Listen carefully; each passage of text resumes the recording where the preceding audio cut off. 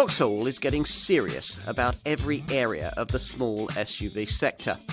Proof of that is delivered by this, its smallest offering, the Crossland X. It's compact yet surprisingly spacious, as well as being fashionable to look at and efficient to run. There's no pretence at off-road capability, but in all the areas that really matter, this car looks to be a strong proposition.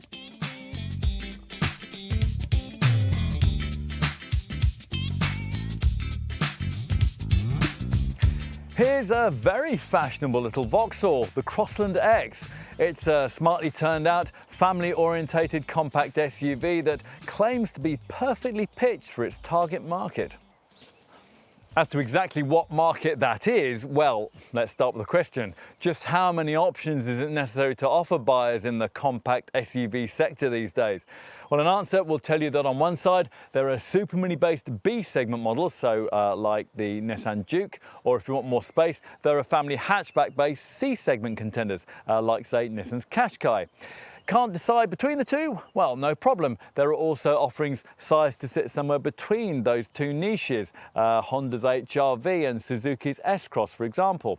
For quite a few years, this final compromise category was the one Vauxhall SUV customers had to pick. The original version of the Griffon brand's Mokka model did well for the maker here, but it was never priced or sized quite directly enough for SUV buyers who knew exactly what they wanted. Those eyeing up a Juke or perhaps a Renault Captur often found the Mokka too large and pricey, and at the same time, those who wanted the family-sized space of a Qashqai or, say, something like a Peugeot 3008 could often find the Mokka a touch too small. So, Vauxhall had a rethink, and the result is the lineup of X-branded compact SUVs that your local Griffon brand showroom can tell you about today. The Mokka continues as that compromise candidate, gaining an X moniker and a lot more sophistication in the uprated model that was introduced in the autumn of 2016. A platform sharing agreement with new owners, the French PSA Group, has, though, also allowed Vauxhall to slot in SUV products both above and below Mokka motoring. So ask your dealer about the company's Grandland X model if you want something Qashqai sized. If, however, you want something compact and Juke or Captur sized, it's to this Crossland X SUV that you need to turn, a model introduced in the spring of 2017. Here is a car with enough space inside to comfortably function as an ideal family second car, yet one that can also slot into the tightest supermarket space.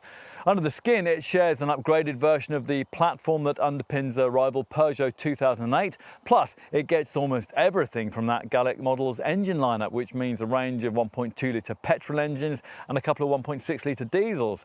Now, Vauxhall is built on that French formula, though, with a little of the style that marks out its on-trend Adam citycar. Hence, for example, this fashionable contrast-coloured roof. Plus, the brand has added in nearly all the advantages of its clever OnStar personal connectivity and service assistant package. It all sounds quite promising, doesn't it? Time to put this car to the test.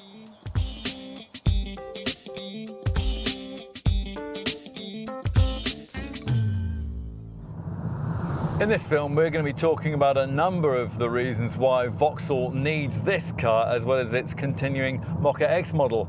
The fact that it's styled more fashionably, it's more efficient to run, and it's more spacious inside, for example. In addition to all that, it would be nice if the Crossland X was also able to provide Vauxhall buyers in this segment with something that was a bit more interesting to drive. It certainly ought to be able to do that. Thanks to its Peugeot-derived platform and lighter PSA Group engines, this car has a huge weight advantage over a Mokka X, around 200 kilos, and you feel that the first time you turn into a bend with any sort of real speed. Now, don't get us wrong, this Vauxhall still isn't any kind of driver's car, but it's certainly a lot more agile and chuckable than its showroom stablemate. Now, that's helped by its lower centre of gravity and its shorter stance, although body roll does still remain a factor. Of more interest to likely buyers is the fact that the ride's better too, and that's another area where this Crossland X has benefited from Peugeot engineering. Uneven tarmac that would trouble a mocker is dealt with here in a more assured fashion, although really poor surfaces can still make themselves felt in the cabin. As with most small crossovers, the steering's set up to be light and relatively feel-free, although here at least it is pretty accurate, making it easy to place this car at speed during tighter turns. At major road cruising speeds, the lower roofline aids stability in side winds, so you don't usually feel that the car's being buffeted as you traverse more exposed motorway sections or you pass large trucks. You'll want to know about engines. That's an area Vauxhall had nothing to do with in the development of this car. The units in question have all been lifted straight from its Peugeot 2008 donor design. That means a range of 3-cylinder 1.2 litre petrol power plants plus a couple of PSA's 1.6 litre diesels.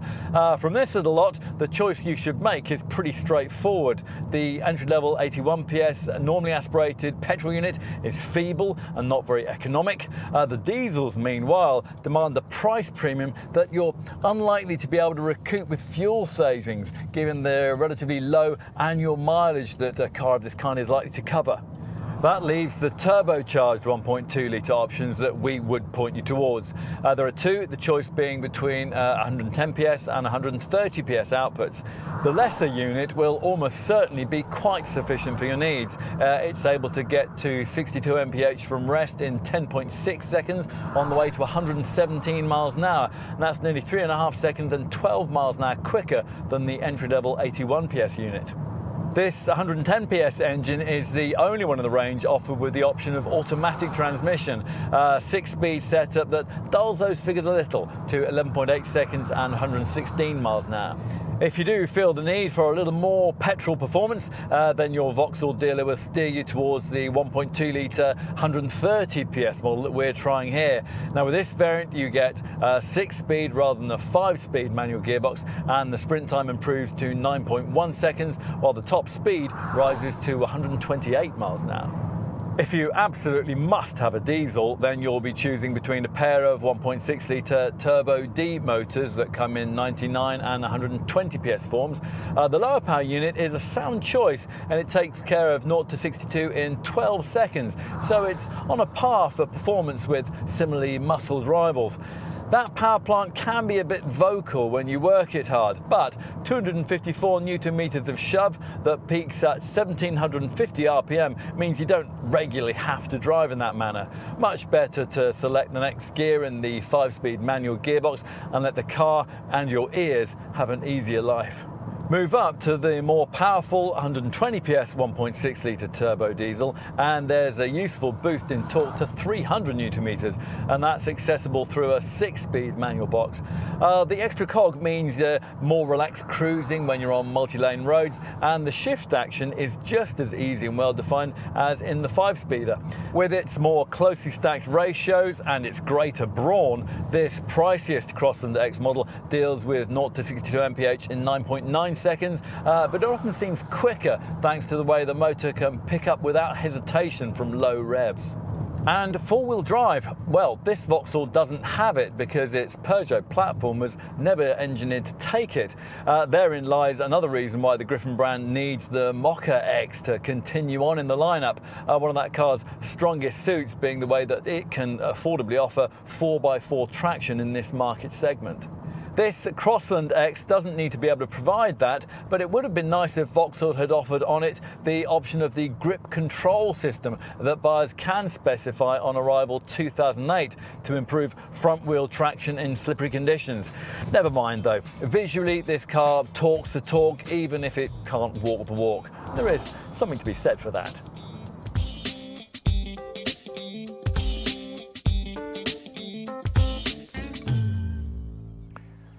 Buyers in the smallest SUV segment tend to prioritise aesthetics more than those in larger crossover categories. So, with that in mind, it's safe to say that this Crossland X starts off with something of a head start.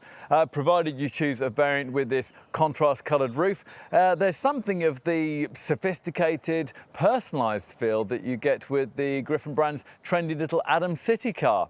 It's certainly a lot more eye-catching than the Peugeot 2008 model that shares virtually all this car's engineering under the skin. From the front, it's recognisably a Vauxhall, the prominent grille featuring the usual silver Griffin badge, and that's flanked by style lines that flow into these smart LED daytime running light strips. Avoid entry-level trim, and you also get these lower corner fog lamps that sit either side of this alloy effect protective front skid plate that aims to add some SUV attitude. From the side, you might get a better perspective on this Crossland X model's slightly smaller size in comparison to its Mocha X stablemate. It's a little shorter, a bit lower and narrower than its more traditional SUV sibling, although, as we'll see in a moment, that doesn't mean it's any less spacious inside. Now, earlier I mentioned the floating style contrast coloured roof, and that's highlighted by this prominent chrome trimming strip. Now, we think you really have to have this with this car. Entry-level variants look very plain indeed without it. Specifying the right wheels makes a lot of difference too. These diamond-cut 17-inch rims strike just the right pavement pose. The bodywork detailing is also nice. The usual rising Vauxhall blade crease in the front door panel, meeting an unusually upward curving swage line that flows back into the rear haunches. Move to the rear and the SUV design cues continue, clouding the reality that this Crossland X doesn't actually sit much further off the ground than a typical family hatch. The high-mounted split rear lights feature Vauxhall's double wing graphic, and they smear around into the C-pillars to help with that floating roof illusion. Again, if you're able to avoid entry-level trim, there's a silver skid plate to provide the required rugged demeanour. As usual though, what's more important is what lies beneath the skin, namely a developed version of the platform this car shares with Peugeot's 2008 and more specifically with the second generation Citroën C3 Picasso. Time to move inside. Now, although the relatively low ride height scuppers any pretensions that this car might have towards off-road prowess, it does make it very easy to get into. Switch to a Crossland X from, say, the kind of Corsa Super Mini model that flows down the same Spanish Zaragoza production line, and there's hardly any acclimatisation required at all, although you will approvingly note the slightly raised driving position that SUV crossover buyers like so much. Now, I mentioned earlier in this film that this Vauxhall's based very much on a Peugeot 2008, but one thing the brand hasn't carried across from that car is the French company's curious i-cockpit design that sees you looking at the instrument binnacle dials over the top of the steering wheel rim. Here you look at the gauges in the conventional manner through this three-spoke wheel. The chrome-framed circular readouts are separated by a 3.5-inch driver information display trip computer, and that can also function as a digital speedo. Above that lie the fuel and water temperature gauges. All of this will be familiar to anyone who sat in a Vauxhall of recent vintage. What they may not have encountered, though, is this much sleeker IntelliLink infotainment setup. A display that's 7 inches in size in standard form, or 8 inches if, as here, you have it with navigation. Now, this system has the advantage of being compatible with the latest Apple CarPlay and Android Auto systems. So if you use the projection screen option, it'll be possible to duplicate the functionality of your smartphone handset onto the fascia monitor. As for more familiar infotainment elements, well, you'll be able to access the usual Bluetooth phone, DAB stereo and informational features from here too. Plus, of course, there's navigation if you specified it, although in a Crossland X, it might be tempting not to pay extra for that feature for a couple of reasons. Now, first is the IntelliLink system's capability of downloading a whole range of different apps, including navigational ones. And second is the fact that, surprisingly, this PSA-sourced screen hasn't been configured to work with the navigational download functionality of Vauxhall's award-winning OnStar personal connectivity and service assistant, which comes free for the first year of ownership. Now, if you're not familiar with OnStar, we'll tell you that it provides SOS automatic crash response, stolen vehicle assistance, and via a smartphone app, various vehicle diagnostic features too, allowing you to do things like remotely lock or unlock the doors, check your oil life, or sound the horn or flash the lights if you've lost this Vauxhall in a busy car park. Via this roof-mounted blue OnStar button, you can also contact an operator 24/7 who can help you if you're lost, or summon assistance if you're stranded.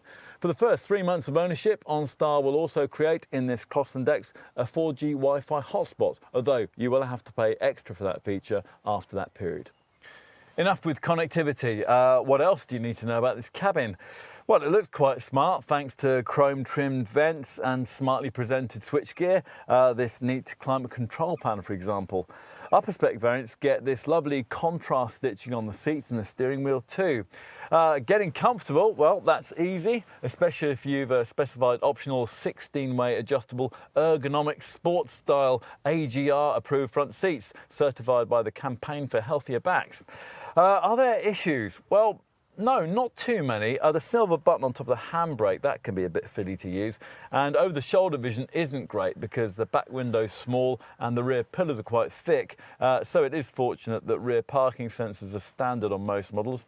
Otherwise though, all-round visibility is pretty good, aided by the higher set driving position and these comparatively slim front pillars that give you a good view to the side when you're approaching junctions and roundabouts.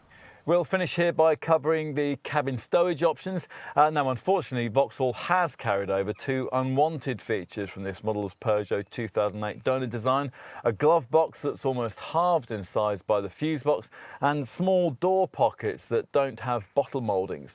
It's also a bit disappointing you can't charge your phone out of the sight of prying eyes. The 12-volt socket and the USB point are here above this open compartment in front of the gear lever. And this open cubby by the driver's right knee, well, that's almost useless. On the plus side, the twin cup holders by the handbrake are conveniently placed, and further back between the seats there's a useful covered compartment with a smart sliding top. Time to take a seat in the rear, accessed through these wide opening doors. And once inside, well, the first thing to say is that the slight advantages this Vauxhall enjoys in overall length over rivals like Nissan's Duke and Ford's EcoSport really show here, because this Crossland X feels significantly less cramped in the back than either of those two cars do. It also incidentally feels more spacious back here than it would do in a comparable Mokka X, and this is especially true in terms of legroom, and it means that an average-sized adult can sit behind a 6-foot driver in reasonable comfort. Seat pockets and a 12-volt socket are provided, as are Isofix mounts on both outer seating positions. Like most cars in this class, you would be pushing things a bit if you wanted to try and accommodate 3 adults back here, and in this case that's made even more difficult by this prominent centre transmission tunnel. A feature that we wish had been added in here is the optional sliding rear bench, and that's something you can't have on a Peugeot 2008, and it's available as part of an extra cost versatility pack that also adds a centre armrest with cup holders and rear seat back reclining functionality. Now, with the sliding seat fitted, you'll be able to prioritise either load or leg space by pushing the base either backwards or forwards over a range of up to 150mm. In this segment, Renault's Captur is the only other model offering this kind of feature, although there you do get that as standard. So finally, let's have a look at the 410-litre boot. That's accessed through this decently sized rectangular aperture. The standard capacity you get is a fraction less than you'd find in a Peugeot 2008 or Renault Captur, but otherwise this is one of the very largest cargo bays in the class, 56 litres bigger than the Nissan Duke and 77 litres bigger than a Ford EcoSport. The trunk area of a larger Mokka X, by the way, is also smaller than what's on offer here by some 54 litres. Plus, of course, you'll have even more flexibility if you've specified the sliding rear bench and you've got that pushed right forward. That'll increase the capacity to as much as 520 litres, while still retaining space for rear seat passengers. It's a practical space too. Avoid entry-level trim and you get this adjustable height flex floor that distinguishes itself by still being completely usable if, as we'd recommend, you take up the option of fitting the space saver spare wheel. These side storage compartments, well, they won't take very much, but you do get bag hooks, and as part of that sliding rear seat option, you'll also get a rear seat back that's split 40-20-40. That means if you've got long items to carry, you can push them through into the cabin without disturbing a couple of rear-seated passengers. Here, though, we have stayed with the usual 60-40 folding arrangement. So push forward the backrest and up to 1,255 litres of fairly flat space is opened up.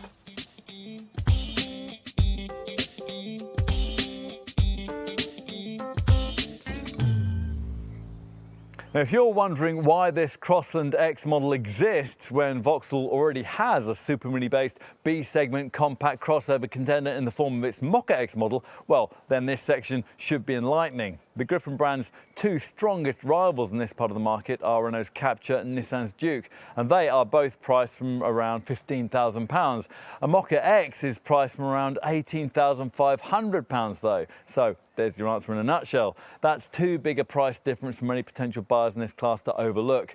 As a result, the Griffon brand needed a product to target Duke and Captur customers more precisely, and the Crossland X does exactly that, with pricing that at launch started from around £16,500. Now, Vauxhall reckons that over 65% of sales of this car will be to private buyers, and that's a much higher percentage than with its Corsa or Mokka X models.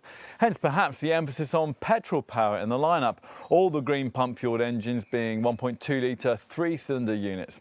If at all possible, try to avoid the entry-level, normally aspirated 81 PS variant and find the extra that Vauxhall asks for the pokier, yet more efficient turbocharged version of that power plant. A premium of around £1,300 over the base engine gets you a Crossland X 1.2 turbo with 110 PS and a 5-speed manual gearbox. Find a further 500 or so on top of that and you can get yourself the same unit with 130 PS and a 6-speed stick shift, and that's what we've been trying here. What else might you need to know? Well, possibly the fact that if you stick with the 110 PS petrol model, there's the option of 6-speed automatic transmission for an extra £1,160. As for diesel power, well, we'd question whether you really need it, given the relatively small annual mileages that are likely to be covered by this kind of car. If you really are set on black pump motoring, though, then you'll need a budget starting from just under £19,000 for the base 99 PS blue injection diesel with 5-speed manual transmission. Another £700 or so will be necessary to get this 1.6-litre engine in its pokey at 120 PS guise with a 6-speed manual gearbox. Finally, we need to mention that like many cars in the SUV B segment, this one can't be ordered with any kind of four-wheel drive system. The advantage of being able to offer optional 4x4 traction then stays with the Mokka X, which is probably just as well, because there aren't many other reasons why you might opt for Mokka motoring having tried this car.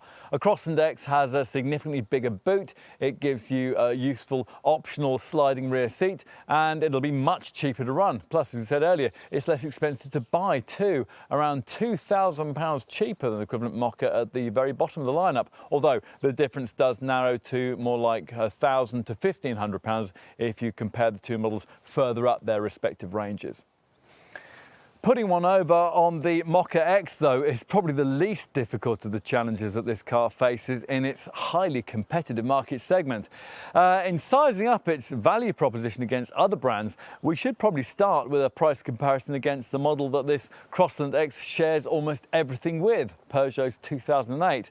Now, if you're looking at the entry-level petrol or diesel engines, you'll find the Peugeot to be cheaper, up to around £2,000 less in normally aspirated petrol form, and around £700 cheaper if you're looking at the base diesel. Now, Vauxhall explains that away by highlighting trimming differences between the two models, the smart contrast coloured roof, for example.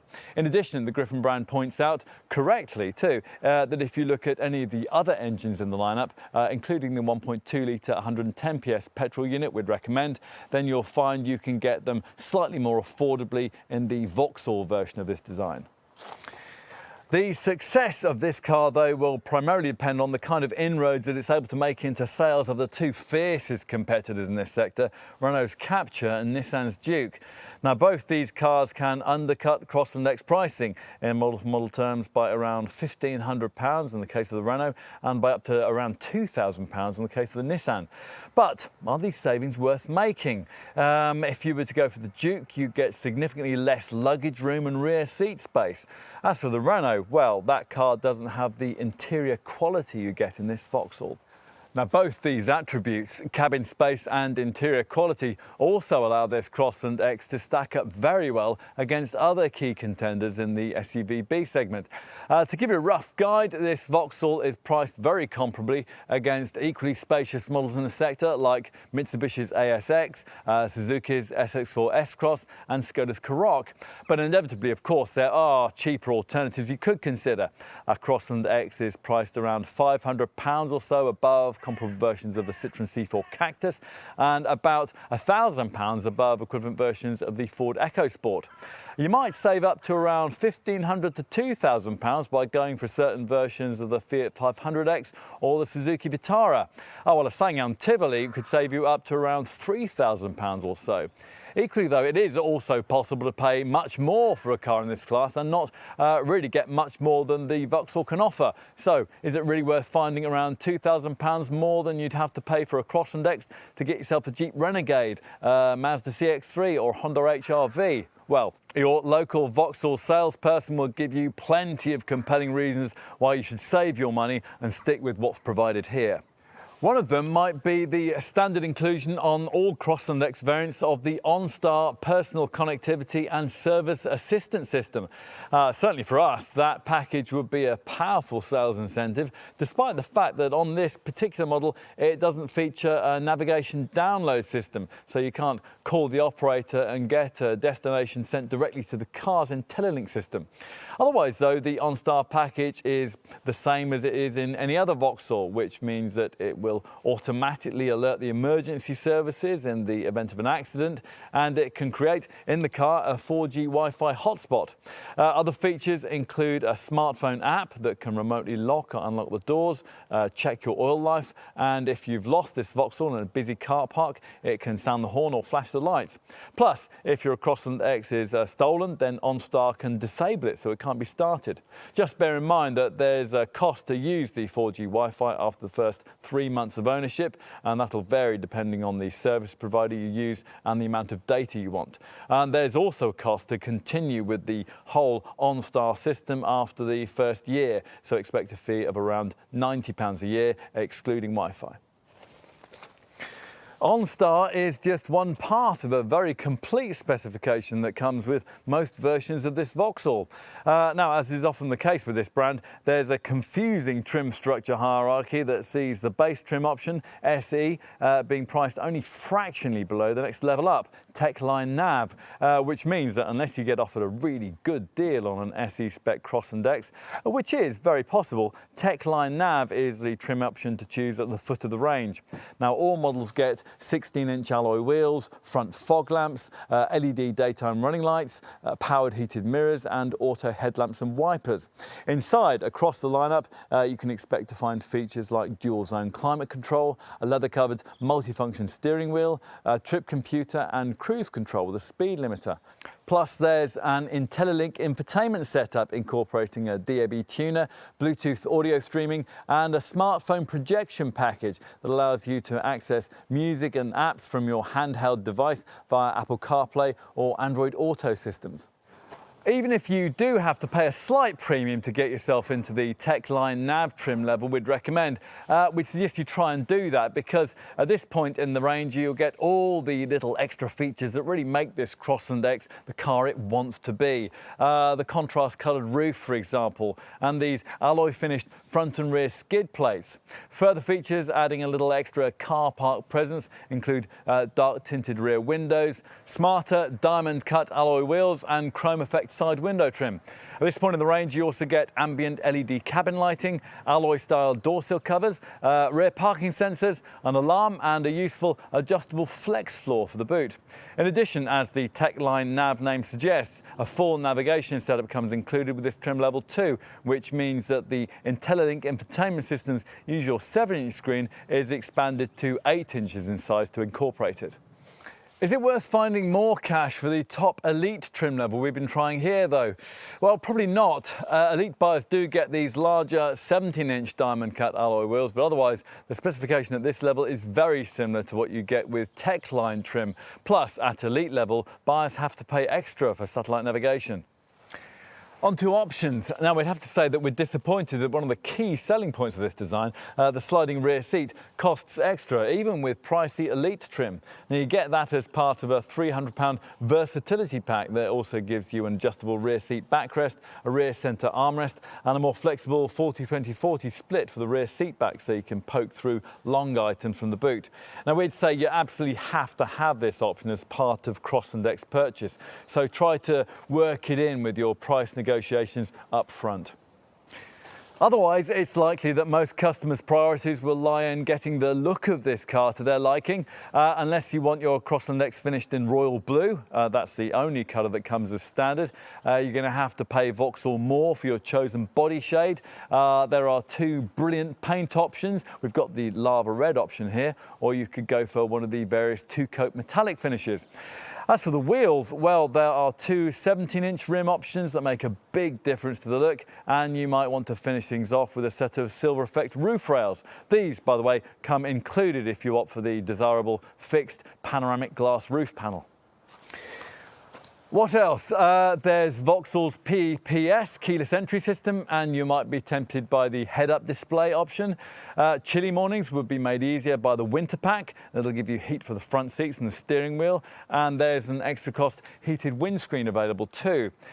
We would also want to look at the two main seat pack options. The front seats comfort pack gives the front chairs 12-way adjustability, while the ergonomic sports style AGR approved front seats give you 16-way adjustment. In both cases, those two option packs include a seat trim upgrade too.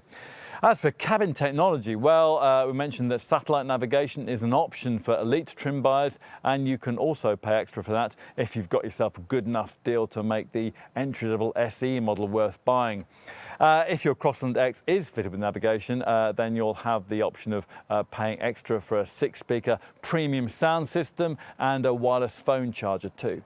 The diminutive size of this Vauxhall should make it easy to park, but if you think you're still going to struggle, then various options are available. As you expect, front and rear parking sensors can be fitted, but ideally you want to go for one of the Park and Go packs. Now, these give you 3 features: an advanced park assist system that automatically steers you into spaces, a side blind spot alert feature that on the move warns you if you're about to dangerously pull out in front of another vehicle, and a rear view camera which, if your Crossland X has the larger centre dash navigation screen fitted, it can show you a 180-degree panoramic view of what's behind you. If all you want is that rear view camera, then that is available separately. Now, talking of improved all-round vision, you might also want to look at the premium LED lighting pack that offers brighter illumination of the road ahead than the standard halogen bulbs. Go for that and you'll get automatic headlamp levelling too, static cornering lights that turn with the bends, LED rear lamp clusters and LED main beams that dip themselves automatically at night. As for practical options, well, do remember that a space-saver spare wheel costs extra, and you can talk to your dealer about a tow bar and the usual carriers for roof boxes, bicycles and skis. Enough about extras. What about safety provision for this car? Now, every Crossland X model comes with twin front, side and full-length curtain airbags, along with ISOFIX child seat mounts fitted to the 2 outer rear seats. And as we've already mentioned, the standard OnStar system will automatically alert the emergency services in the event of an accident and give them your exact GPS location. In addition, all Crossland X models get ESP stability control and ABS brakes with emergency brake assist, and that's for panic stops that'll be advertised to following motorists by flashing adaptive brake lights. Now, to make sure you don't drive the flat tyre, there's a tyre deflation detection system. Plus, you get hill start assist to prevent the car from rolling backwards when you're pulling away on inclines. In addition, the Crossland X gets camera-driven features that can't be fitted to that older Mocha X design. Now, these include a traffic sign recognition feature that pictures road signs and shows them to you on the instrument binnacle trip computer display screen. On top of that, there's a lane departure warning feature that will let you know if the car's wandering out over the road markings.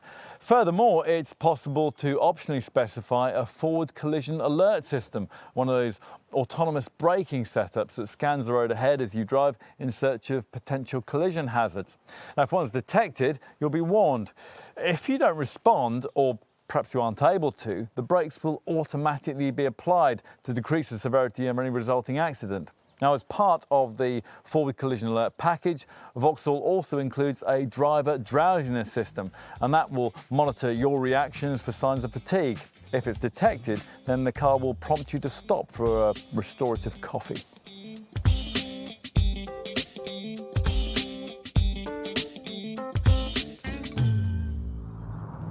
Let's cut straight to it. Vauxhall has never sold an SUV able to offer an across-the-board, class competitive set of running costs. Look at the models of that sort that the company's produced in the modern era. The Frontera, the Antara, and lastly the Mocha all have lagged behind the segment standard when it comes to fuel and CO2 returns, at least in terms of petrol power anyway. Which is significant here because petrol power has long been the preferred option for buyers in the SUV B segment. Customers looking for a really small model in this sector don't tend to stack up large annual mileages, so paying the necessary substantial upfront premium for a diesel engine simply doesn't make sense to many of them.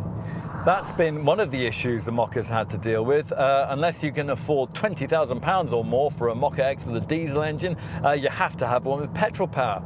The cleanest and the most frugal version of that Vauxhall that fuels from the green pump manages 47.1 mpg on the combined cycle and 140 grams per kilometre of CO2. In comparison, if you were to look at, say, a rival Renault Captur TCE 90, you'd be getting 56.5 mpg and 113 grams per kilometre. And there, in a nutshell, lies Vauxhall's problem. And there, in a nutshell, lies the need for this Crossland X model. To say that the efficiency story is dramatically different here wouldn't be overstating things at all. It really is. This car's fully 200 kilos lighter than its Mocha X showroom stablemate. That's essentially the kind of weight saving that you make if you ask your entire family to get out and walk. Plus, it gets PSA Group petrol engine technology, which sees all the green pump fueled Crossland X models being powered by a 3-cylinder 1.2 litre power plant that's vastly cleaner and more frugal than anything we've ever previously seen in a petrol engine Vauxhall SUV. Let's get to the figures. The 1.2 litre turbo 110 PS Crossland X variant that most customers will buy delivers 58.9 mpg on the combined cycle and 109 grams per kilometre of CO2. That's in manual form with 16-inch wheels. Returns that are genuinely difficult to beat in this segment. A rival Nissan Juke 1.2 DI looks almost recklessly extravagant by comparison, delivering 49.6 mpg and 128 grams per kilometre. We should also point out, though, that for reasons that Vauxhall is at a loss to explain, a comparable Peugeot 2008 with very similar underpinnings and exactly the same engine is about 10% cleaner and more economic than its Crossland counterpart. There's not too much of a running cost penalty for upgrading yourself into the 130 PS version of that 1.2 litre turbo engine either. And that's the variant we're trying here, and it manages 55.4 mpg and 116 grams per kilometre of CO2. Go for the automatic gearbox option with the 110 PS model though, and the figures do take a bit of a hit. They fall to 52.3 mpg and 123 grams per kilometre. Should also cover the readings of the entry-level 1.2 litre 81 PS variant. Now, because that engine doesn't feature a turbocharger, it can only manage 54.3 mpg and 116 grams per kilometre. And of course, performance is much inferior, so try and avoid that if you can. If you absolutely have to have a diesel, then you'll find that PSA Group's 1.6 litre Blue HDI engines transplanted into your Crossland X model of choice. They're here rebadged as Blue injection technology. There's a choice of 2 units, a 99 PS power plant that delivers 78.5 mpg on the combined cycle and 93 grams per kilometre of CO2. And there's a 120 PS engine that manages 70.6 mpg and 105 grams per kilometre. As with most modern diesels, these units use a urea and water additive called AdBlue to achieve those impressive results. That's a mixture that, by the way, you'll have to get topped up every 8,500 miles or so. This is something that's usually done as part of regular servicing. What else might you need to know? Well, across the range, a start-stop system is standard, able to cut the engine when you don't need it, when you're stuck in traffic or waiting at the lights. As for other financial concerns, well, let's start with insurance groupings, which should prove to be competitive.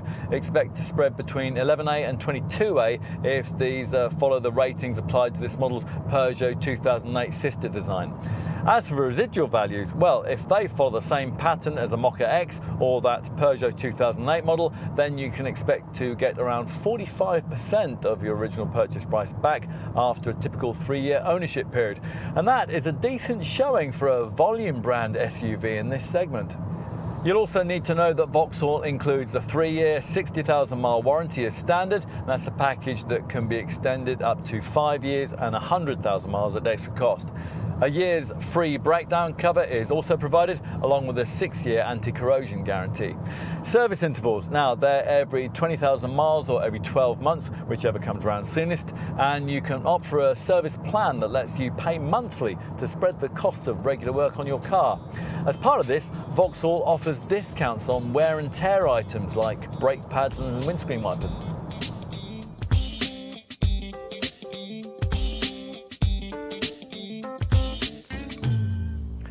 In the Crossland X, Vauxhall has at last delivered the kind of SUV crossover that the super mini-based segment of the market really wants.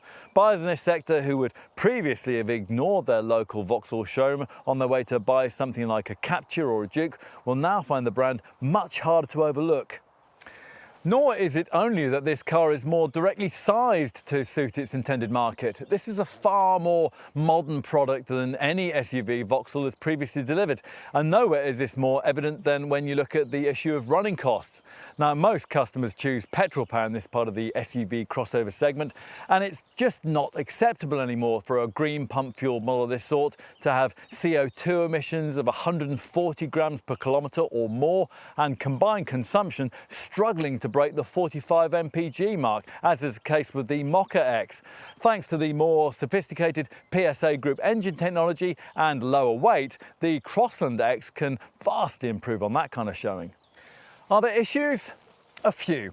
Now, we're impressed by the interior space efficiency of the cabin, especially in comparison to the Mokka X, but despite advertising that suggests this is a car for families, it isn't really fully family-sized. No model in the SUV B segment is. Another trait that's common to small crossovers in this class lie in driving dynamics that aren't especially inspiring. Still, most potential buyers are unlikely to mind very much about that, nor will they be especially bothered by the fact that when all said and done, what we have here is essentially a Peugeot 2008 enlivened by a package of cosmetic embellishments. It certainly doesn't feel very much like a Vauxhall. Does that matter? Probably not. Models in this segment are all about cosmetic embellishment, and there's enough of that here to make most versions of that rival 2008 feel very ordinary indeed. Overall then, we'd say that if you happen to run a dealership with the Griffin brand logo above the door, there are great grounds for optimism here. You'd have to reason that if Vauxhall could make the Mocha into a sales success, then the prospects for this Crossland X are pretty promising. It is, after all, a significantly more competitive product. It's a handsome, comfortable and versatile small SUV that demonstrates just why this class of car is so popular. In short, it's the kind of model Vauxhall needs to make. The rest, well, that's down to you.